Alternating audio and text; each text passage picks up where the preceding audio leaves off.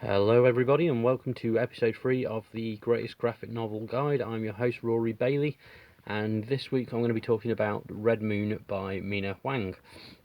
Now, as you can see from the video, there are 6 volumes here. These are the only 6 that have been translated to English, as this was, well, we'll bring this up on there.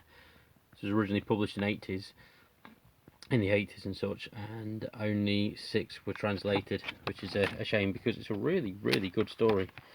The producer comics one is one that I've hardly seen much by, to be honest, but yeah, it's a great story, really, and a great graphic novel. Artwork's brilliant, as you can see, very obviously manga-ish, but the plot follows a high school kid called Filler, who has an accident, busts open his head, and it awakens like an extra sort of being inside of him called Filaro, who has great power and had strength, all this sort of stuff, and leads an extraterrestrial race as their Redmoon.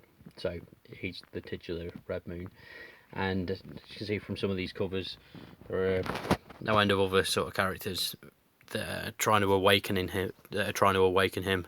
Some are protectors and that sort of thing, but it's pretty good.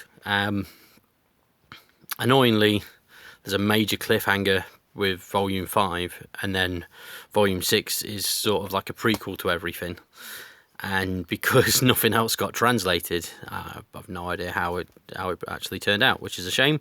But it's a very good book, very good series as a whole, and I'd highly recommend it. It's going to be very difficult to come by. I mean, I've got these 6 by luck, and pure luck only, and I essentially read volumes 1 and 2 when I'd gone to like some library somewhere with an ex, and that was, I had a bit of time to kill. This was when I was probably about 15 or something. I'm now 35,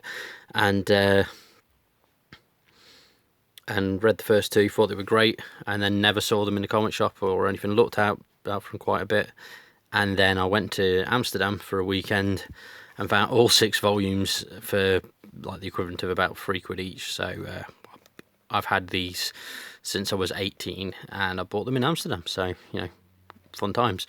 But yeah, it's a really great series. Highly recommend it. There was at one point in the early 2000s, there was an online RPG also called Redmoon, which was set in this world, and I believe you can still get copies of it, but the servers are like bare bones at the moment. So yeah, so that's it for this week, and I hope you've enjoyed this little video, and I'll see you all next time.